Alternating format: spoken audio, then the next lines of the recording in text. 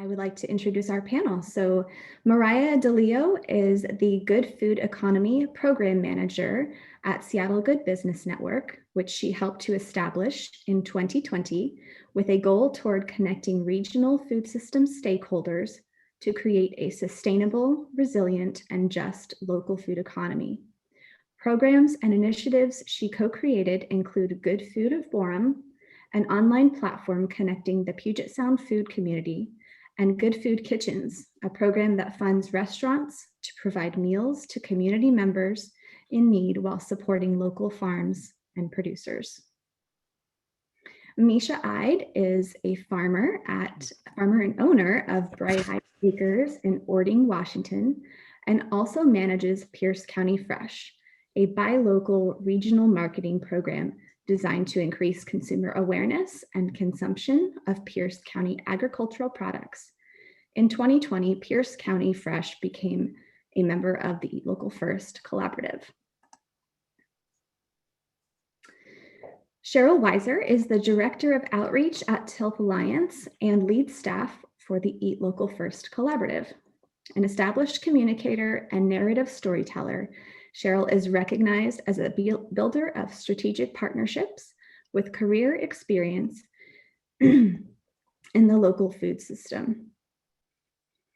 Elliot Smith, we're lucky to have him here today, launched Kitchen Sink Strategies in 2019 to foster connections and align the values of many siloed food systems efforts, working across public, private, and philanthropic sectors. Focus now on developing value chains that build population health, community wealth, and environmental resilience. Kitchen Sink supports institutions seeking to make impacts with their procurement, as well as regional food hubs and producers seeking to enter the institutional food market channel. Whew, that was a lot. I'm so honored to have all of you here today. And with that, I'm going to turn it over to Mariah to start our conversation off. Great, thank you, Marissa. And I should just note that I'm kind of co-facilitating this with Marissa today, but as I'm a panelist, we thought that it would be probably more appropriate to have her do the work. So I'm going to let her sit back and focus on tech support duties, so you can reach out to her if you need anything. And I'll kind of help facilitate the conversation from here. But we're going to start with the portion of the panel that I'm going to be discussing, which is the Good Food Forum. So Marissa, please go ahead and start the slides. Great, thank you. So as Marissa mentioned, I run the Good Food Economy program at Seattle Good Business Network, which we established last April, great timing, obviously, with a grant from King Conservation District. And this had been in the works for a couple of years. And it was really built around connecting people across the Puget Sound food community and then strengthening that local food pipeline. Which we had planned to do in 3 parts, which was multiple events and conferences, and then this online community. And of course, some of that got delayed, and we really had the opportunity to take the focus of online connection to really build this. So in May, go ahead and go to the next slide, we launched Good Food Forum. And the purpose of this is to connect stakeholders who are serving within and serving the Puget Sound region. So as we know,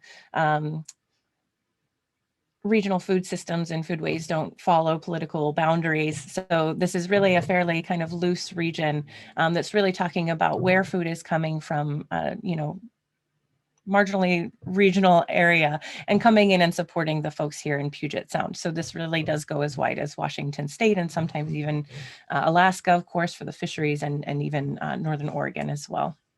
Go ahead and go to the next slide. And the purpose of this community was to address some gaps that we saw in the marketplace. One was to really connect suppliers, buyers, and providers year-round to find new market opportunities. So that is just to make those just be sales connections. The other was to match resources with needs. So both hard infrastructure like commercial kitchens or soft infrastructure like marketing and other promotional opportunities. And the other was to share recommendations, best practices, events, and information. And at this time, Marissa, I'm going to ask you to let me share my screen, or hop out of the slides real quick and let me share my screen. And I'm just going to show a really quick demo of the form itself and how it works, so you can kind of get an idea from that way. And go ahead and let me know when that's available.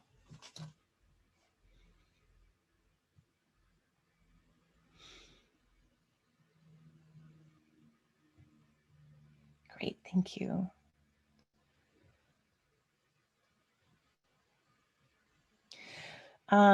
Great, and then kind of jumped ahead. I was preparing for this. This is Good Food Forum. And it works similarly to most social platforms that you see. There's an area where you can start a discussion, and then below a feed where you can find what's happening there. There's a great search option because, as you can imagine, you're probably going to be looking for something that's a little bit more focused. So for instance, if I looked up farmers, you could start to see some of the opportunities anywhere from volunteers to farmers market with booth space. Hmong Association of Washington was looking for restaurants to partner with flower farmers, for instance, mentorships, conferences, more resources. And here's an example of one of those market opportunities where we had a local food manufacturer, Firefly Kitchens, who was looking to start sourcing some local cabbage from a farm practicing regenerative agriculture. So this is an opportunity where people could kind of come below and offer their services or also recommendations. What's really unique, I think, about this platform and that sets it apart from others is the ability to connect directly with membership. So unlike, say, a Facebook group or a listserv, as many of you might be familiar with, here you actually have the ability to find and then connect directly with everybody who's involved. So for instance, you could come to the filters, select producer, see who's all here. And for instance, I find Elliot. Hi, Elliot. I can read through his profile, what he offers, and then I can message him directly right through the app itself. And this will go to your inbox. So if you are generally would prefer to stay there in terms of the way that you'd like to interact with it, you can do that as well. That's the majority. So Marissa, I'm going to switch back. I'm going to stop sharing. And if you could go back to the slides.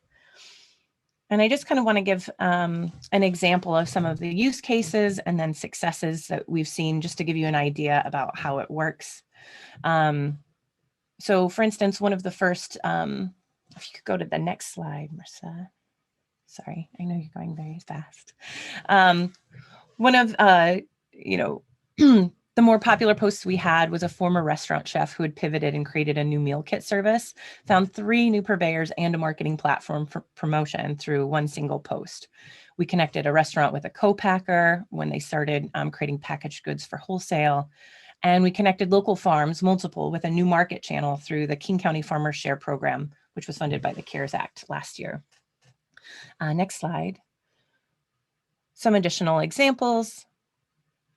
We connected a nonprofit that was delivering food to families in need with a new local farm supplier and to an organization in need of additional food. So on both sides. We've seen multiple grants, obviously, especially with what we experienced last year and are continuing to experience. And we know that at least one member received 2 awards from some of those applications. In addition, we had multiple job openings forwarded or applied for.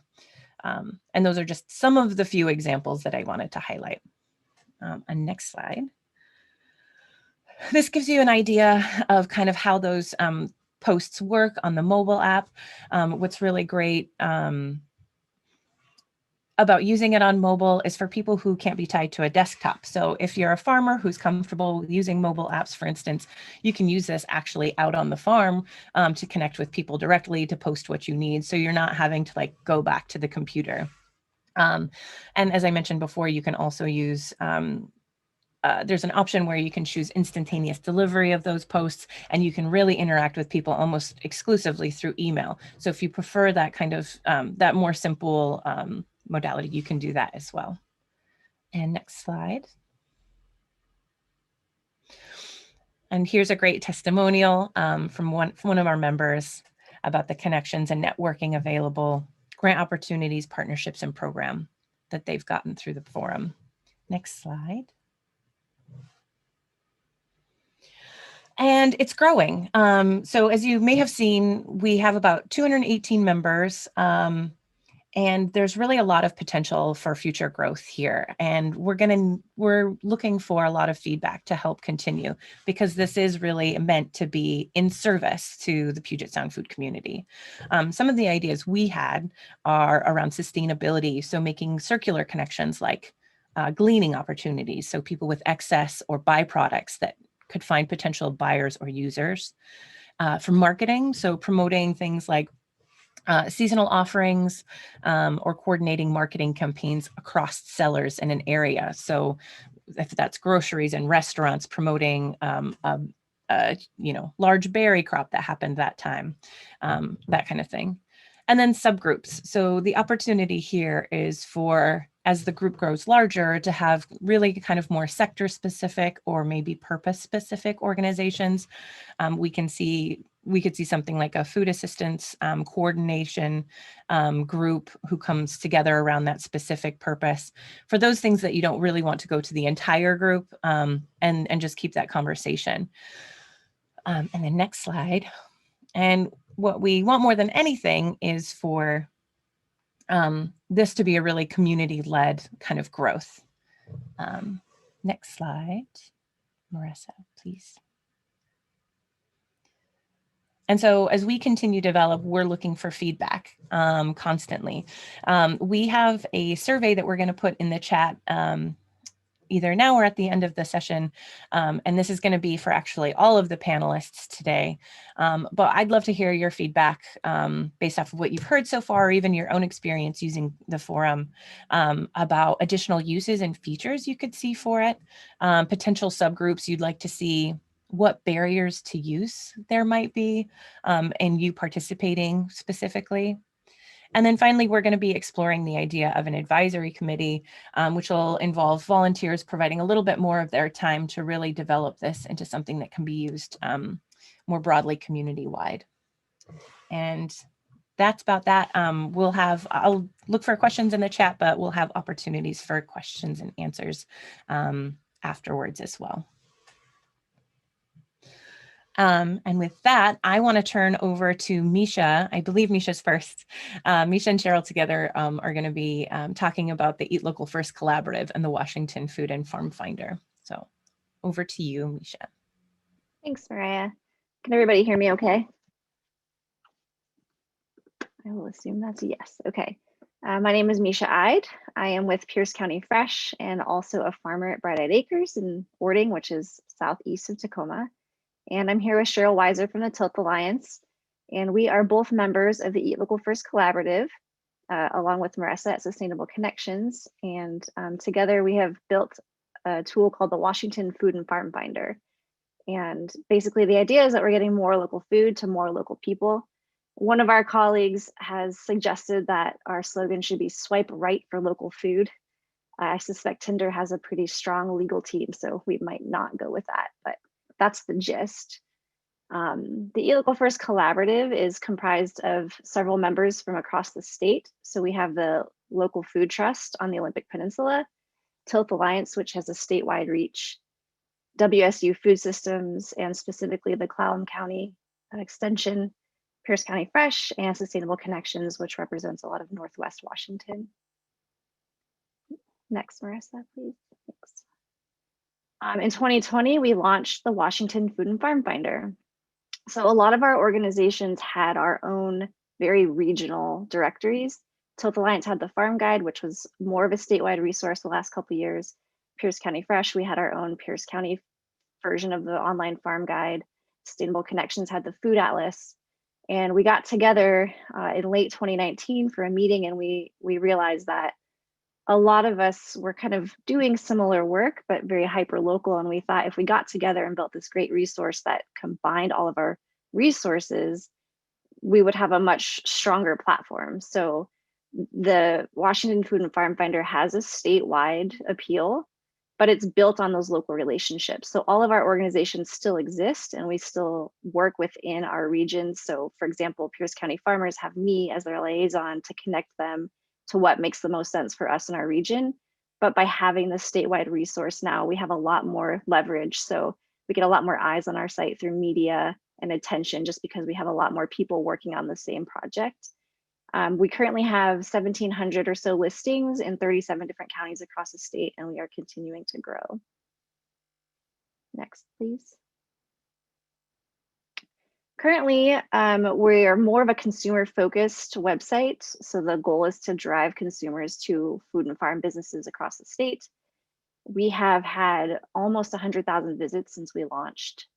We do have an ability for farmers and businesses to list wholesale offerings. So something that Sustainable Connections has done really well in the past is have like wholesale information for buyers to get information from primarily farmers and fisheries. And so we do have that option on the website that farmers and businesses can list those wholesale offerings. So hopefully it will grow into be a resource that restaurants and those types of purchasing companies are using as well.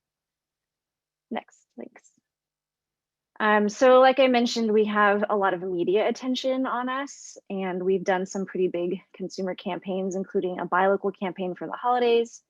That campaign alone generated 45,000 views. Cheryl is a mastermind of that.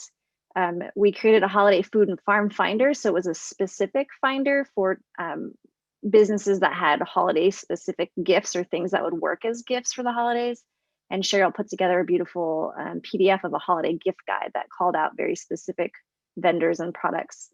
So that's part of the benefit of what we're doing, and that we have people from different organizations around the state that intimately know our farms and food businesses. And so when we're getting together to plan these kinds of campaigns, we have people in mind that we know really well that have products that will work. Right now, we've developed a CSA finder tool. So if you go to our website, a consumer can go and search for CSAs that offer, farms or fisheries that offer CSAs, and they can drill down for very specific things. So maybe they want meat, maybe they want eggs, maybe they want veg. What's the zip code? What season are we looking at? And so it'll populate a list of farms that might interest them.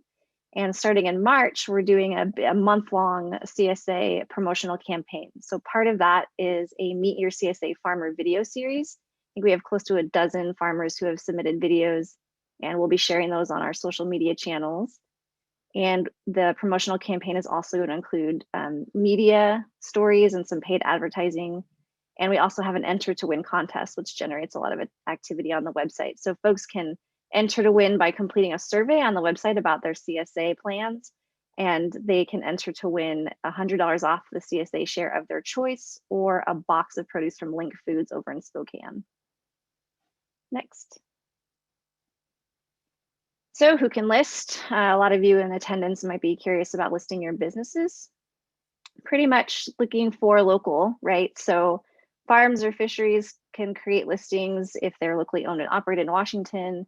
They sell products that they have grown or helped produce on their farm, or fish they have caught in waters bordering Washington, Canada, or Alaska.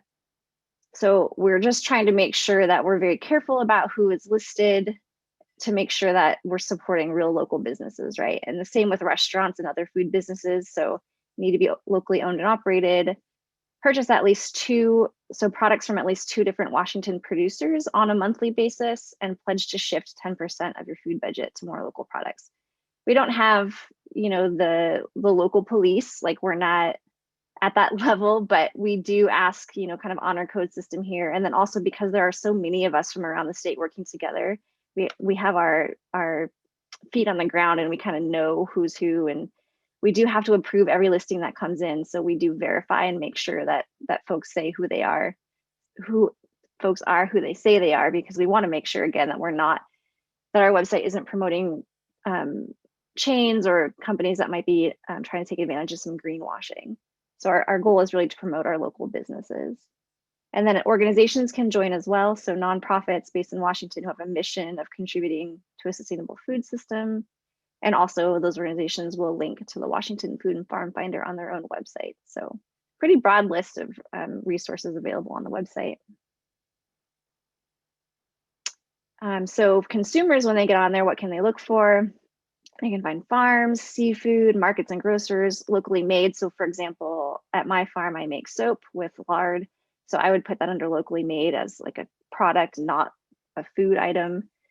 Eat and drink, so restaurants, there's also a spot for wineries, breweries, and then local resources like those nonprofits.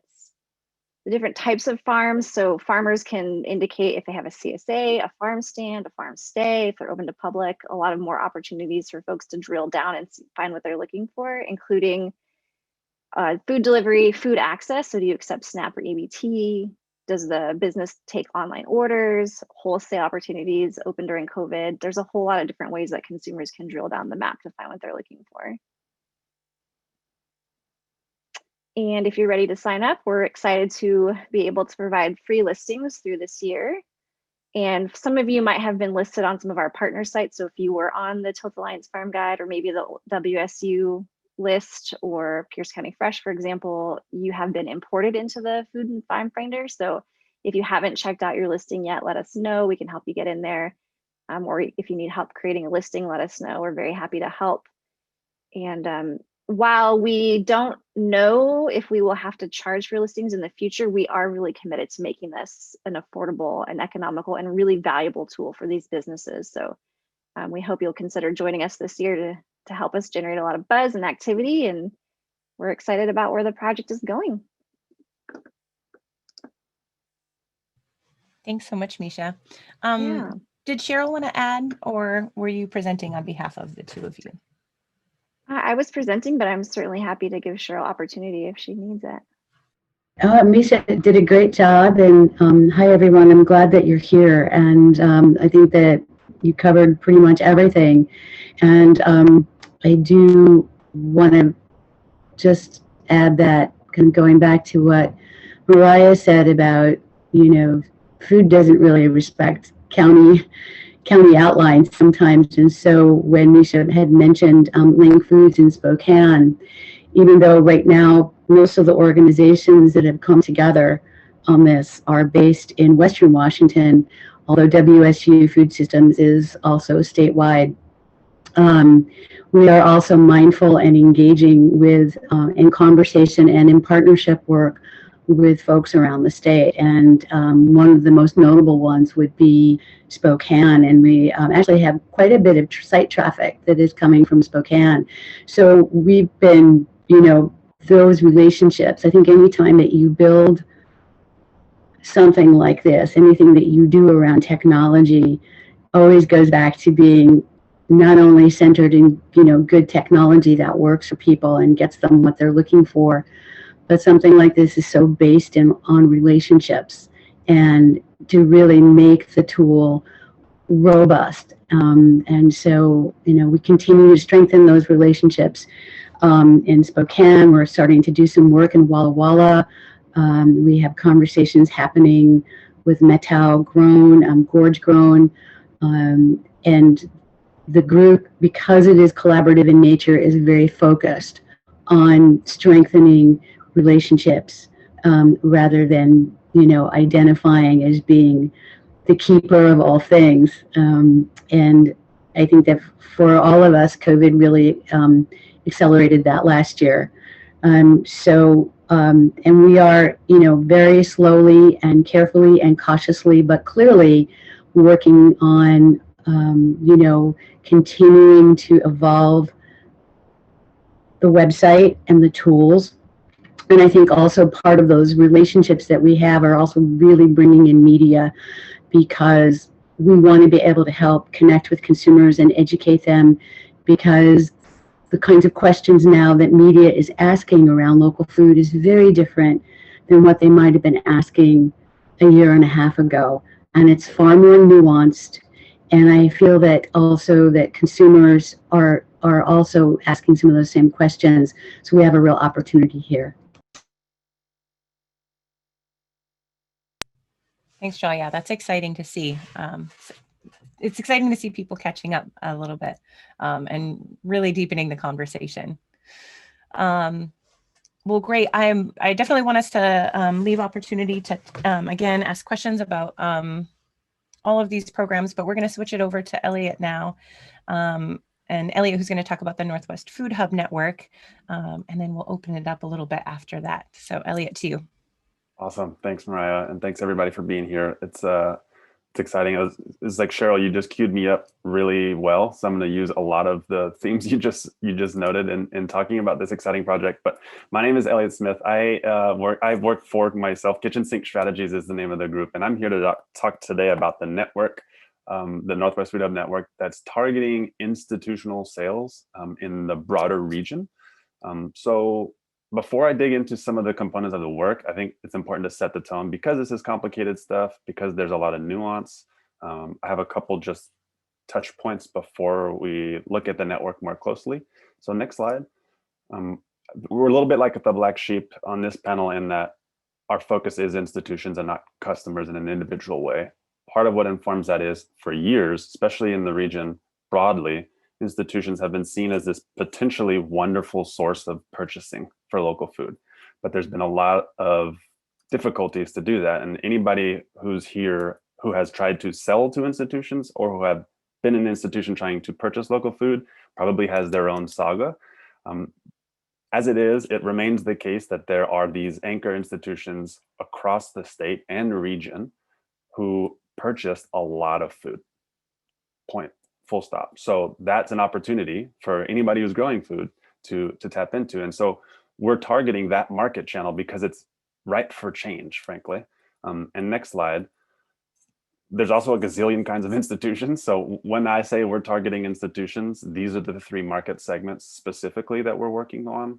And part of the reason we're doing that is because there's a precedent there. The healthcare networks across the region have long championed environmentally sustainable food.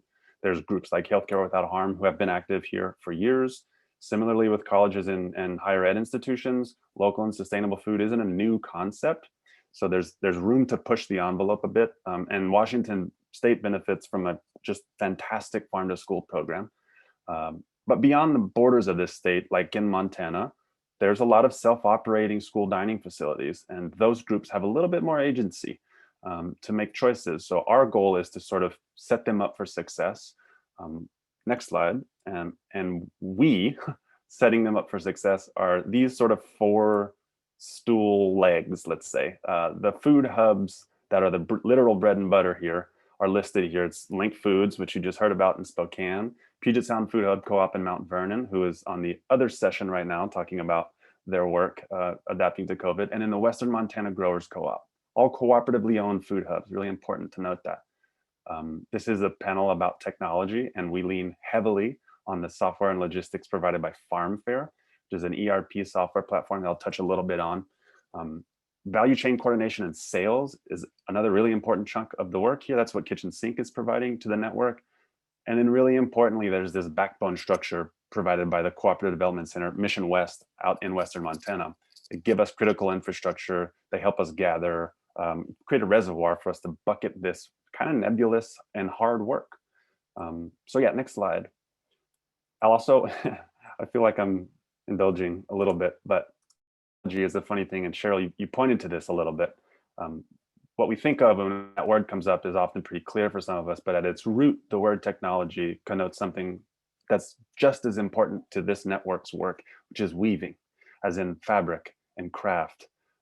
There is no point in technology if it doesn't leverage relationships. And so very, very core to our work is keeping a focus on weaving and leveraging what we think of as tech, uppercase T tech, to help us achieve the goal of developing the institutional food market channel for small regional producers.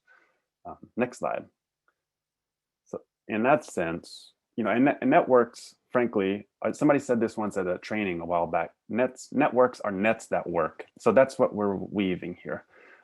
from its inception, this network was a group of folks gathered at the National Good Food Network conference in New Orleans last year, hosted by the Wallace Center, who all came together and shared some stuff already: cooperative principles, the value of collaboration, an interest in developing this market channel, but then also this commitment to sharing the hard infrastructure that each player already had. The food hubs have their freight and logistics. The software platform FarmFare, which I'm going to talk about here in a second, brings its hard infrastructure to the table. And this network has grown to add to those pieces of infrastructure, this soft infrastructure. On one end of the seesaw, we've got the connections to sales outlets, the actual customers in each of these regions who's interested in buying the food. And on the other end, we have relationships with the farms, and because they're cooperatives, farmer owners of the businesses. So if that's the seesaw, then in the middle of that is trust, wherein the network doesn't function unless we can distribute trust evenly across the buyers and the suppliers. And it's because we hold both ends of that string that we're able to accomplish this. And in that way, we stay rooted in our work and form kind of the mycelia, to out myself as using the mushrooms here on slides, the underground connection points. That's really super central to the work. And we do that by, what allows us to do that operationally is this software platform, FarmFare. You'll see two names, I think, in the participants.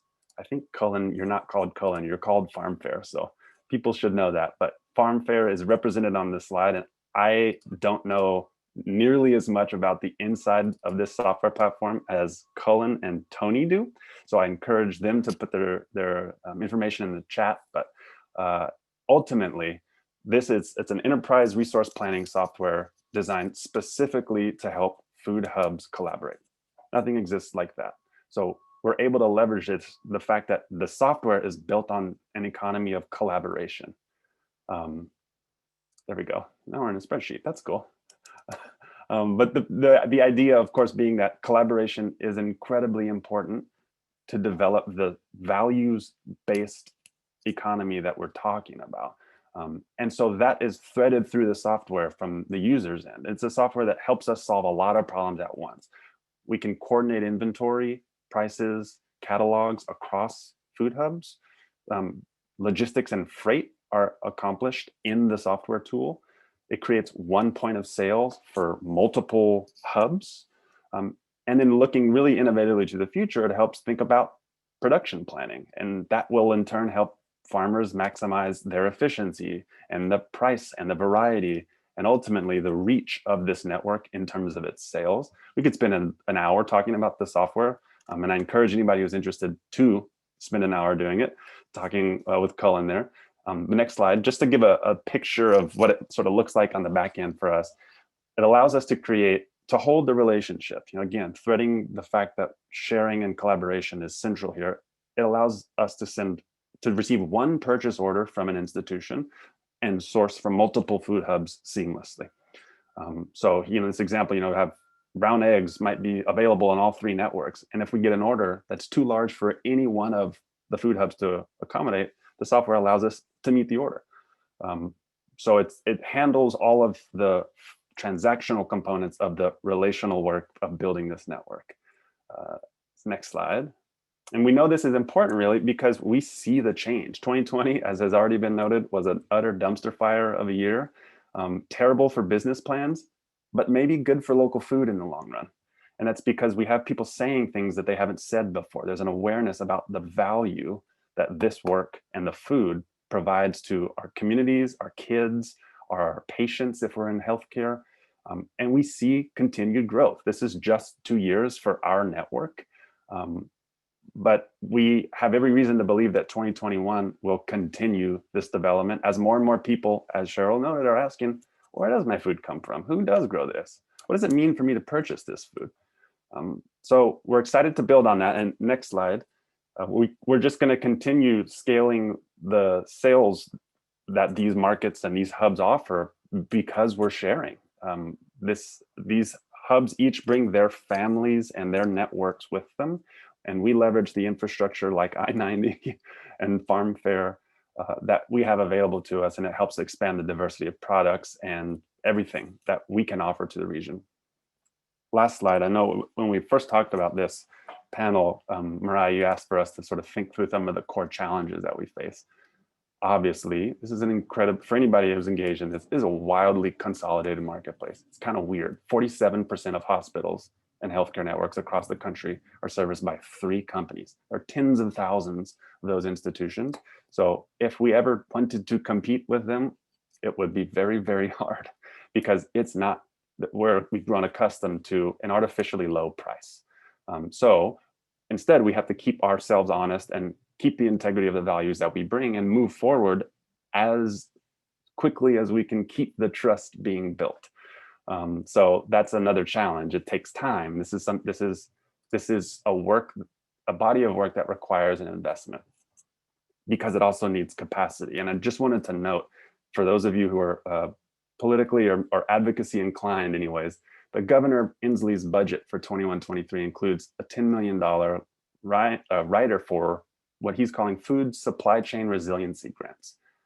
Money specifically meant to help small farms who have had to pivot and sell to new markets continue adapting to the changes that aren't going to stop as we get into summer. So I'm interested in seeing how that develops. And I think it's an interesting place for us all to be thinking, well, when it comes to building that soft infrastructure and weaving those networks, how are we paying for this in the long run?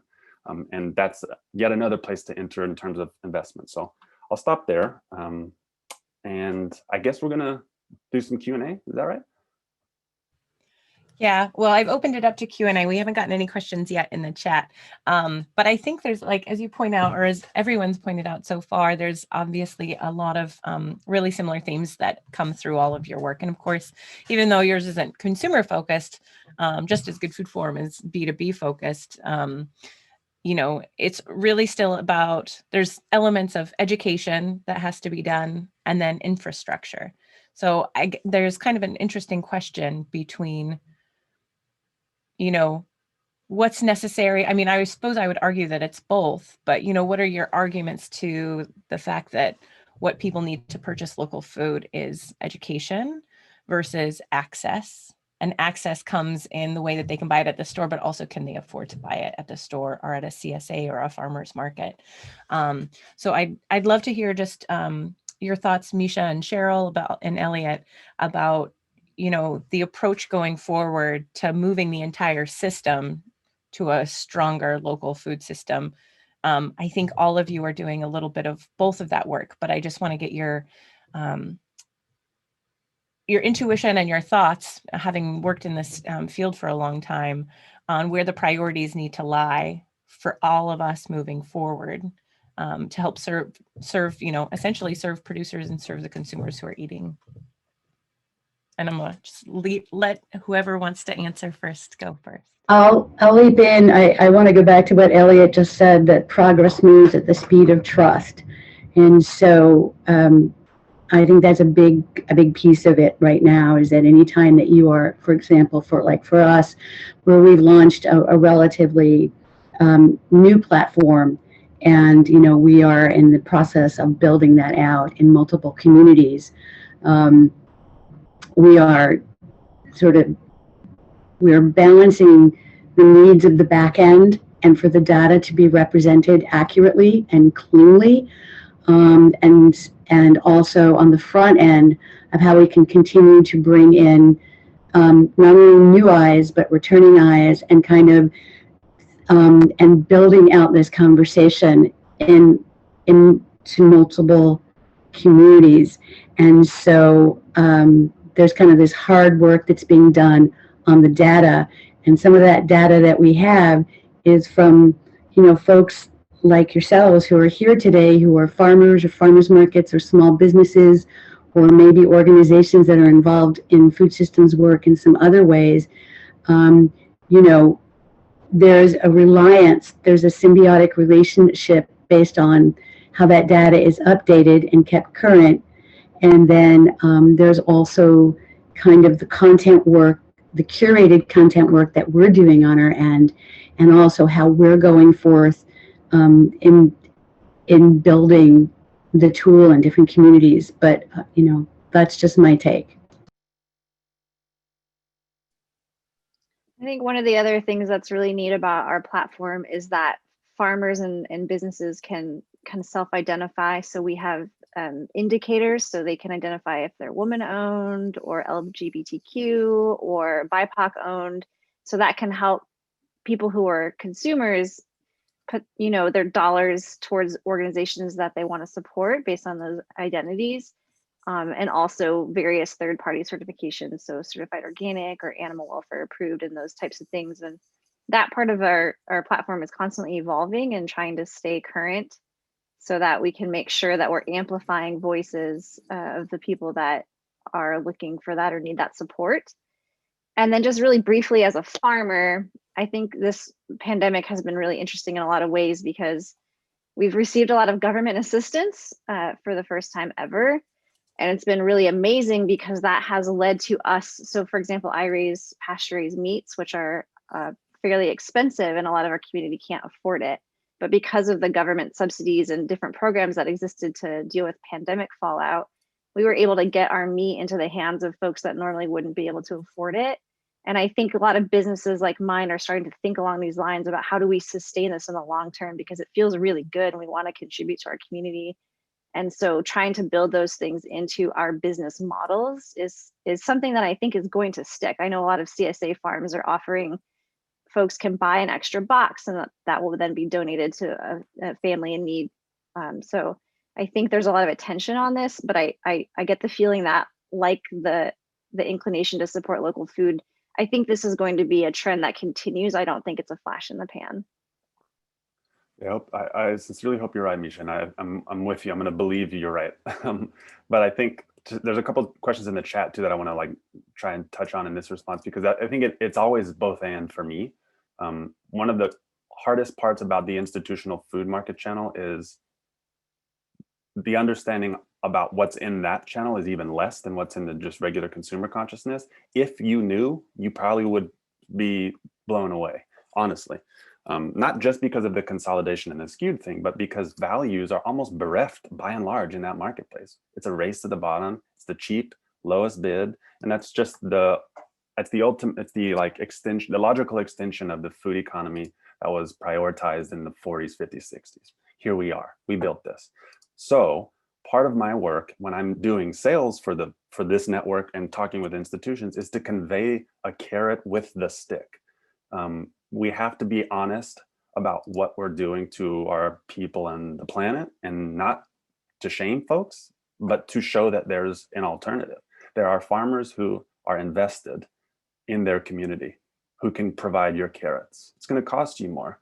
But I, just as a little anecdote, got really set straight one time. This a colleague and kind of like muse of mine, this guy Zach Ducheneau, who's the executive director of the Intertribal Ag Council, who just got tapped to be the head of the Farm Service Agency at the USDA, which is a huge win, interrupted me when I said that last time to him. I said, I'm sick of these people telling me, oh, I can't afford it, it's too expensive. He said, stop saying it's too expensive. Stop saying that. It's more valuable. That's the story. If we can't all own that story, we'll never grow. So I'm insistent on that and saying, this is a question of values. And that word, for the nerds that are into etymology like me, is about strength. So being able to prove how your products strengthen your community, your land, your soil, are things that the massive broadliners simply can't do. They don't have the capacity to even identify the source. So that's an opening for me. And our network is really leveraging this burgeoning awareness that like, whoa, this is part of a system. Yeah. And being able to map the relationships is just one little piece of that. That's great. Thanks, Elliot. I'm also, you've got lots of questions in the chat, so you'll have to save that and make sure you follow up with folks in Slack after and answer all those questions. But there were some questions around whether farm food works with restaurants. You just mentioned, you know, using this tool as a way as to convey transparency and to connect. So in addition to the institutions that the specific project you're working on is feeding into, how does it function with kind of smaller businesses for going into like restaurants, for instance, and things like that to help them find those same resources? Yeah, currently we're like pretty squarely focused on institutions, I'll be honest, just because that's the seed money that we've received to launch this work is pretty much myopic about that part. But the implications, and Cullen, you can speak to this a lot more for those who are interested. I really do encourage you to follow up with her. There's a lot of opportunity. I mean, the template that we want to build mostly just establishes that there actually is a viable alternative. And once we jailbreak that, boy, it's up. Like, let's merge, let's find ways to collaborate with the Food and Farm Finder. And let's make it so that nobody ever really has to wonder, well, what am I doing when I buy this product? We're starting on the big accounts because I'm dogged about it. I want to crack that nut. I want people to stop saying it can't be done. So Colin, you can paint a bigger picture for those who are interested on the restaurant side. And just really quickly on the metrics, I didn't say this, but the Food Hub Network is participating in the National Farm to Institution Metrics Collaborative, which is a national effort, harmonized metrics. It's supposed to be an easy way to measure all these really complicated things like what's the impact on the farm? What is it to the local economy, really? What's the impact? So we're going to be capturing these metrics as we're making the sales, hopefully making it in the end a little bit easier to tell the story. Great, thank you. And actually, Colin, just because Elliot's given you the mic a couple of times, do you want to come on video and just respond to that as well?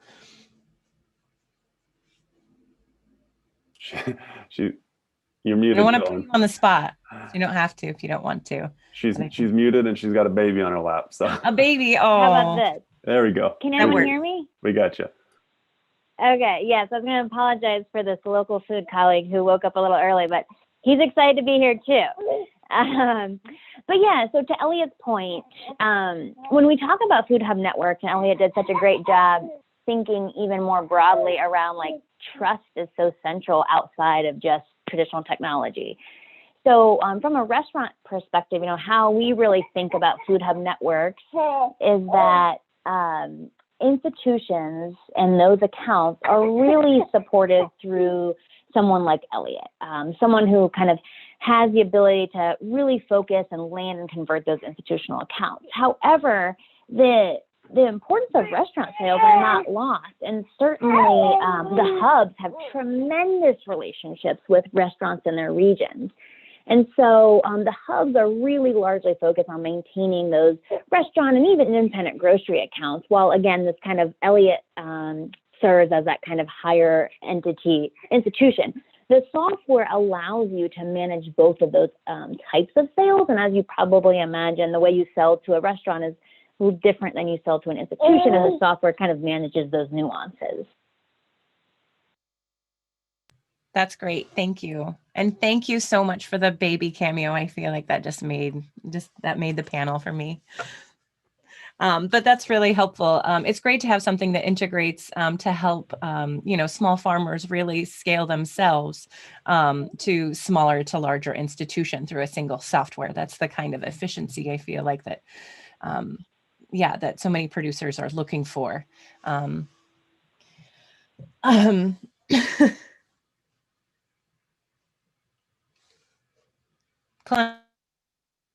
You're muted, Colin. Any better now? Yep, yeah. We can hear you. And Elliot alluded to, but when we think about regional food systems, we really think about how do we empower small family farmers to achieve efficiencies similar to those gained at scale, but now through strategic collaboration. And one thing that we all know we need to get better at from that perspective is regional strategic production planning. And so I know there's a panel later today about that as well, but that's something we've also really been focused on building to enable that piece of the puzzle to come more easily together. Great, thank you. That's actually a really good segue too. I just want to highlight some of the events that we have coming up because I think that they all feed back into this conversation. In particular, there's one on market trends in response to COVID, which talks about the ways that everyone from producers all the way to consumers have responded over the last year and how they see that going forward. And I think one of the gaps that we identified, of course, which I think has come through in multiple conversations, is are things like processing, things like, the hard infrastructure that we've talked about, aggregation and distribution, and really that collaborative work that allows these small producers to kind of join forces and meet the needs in that way. So I definitely invite you all to that session later on. I believe is at 12:30.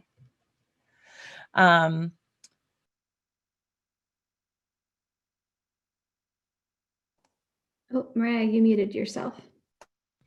Sorry, I did.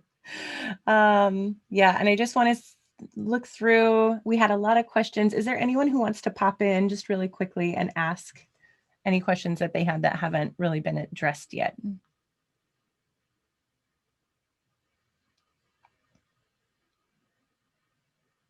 I think Kamal had asked, who's now gone, but we'll connect him with you later, Elliot, if there was a cooperative ownership structure between the hubs.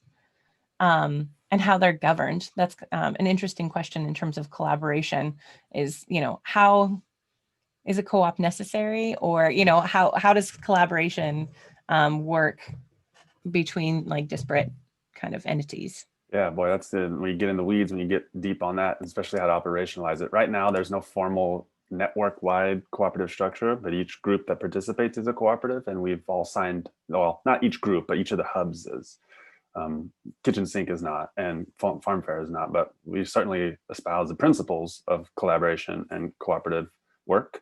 We all signed an MOU. That's the way we're getting started. And once you start reading about us on the front page of the New York Times, maybe we'll have a 501c6 or something. But no, and I mean, ultimately, I think we do quickly, and this is no time to bring this up at the end of the session, but the challenges of cooperation and competition in the marketplace that we exist in is they arise quickly and sharply.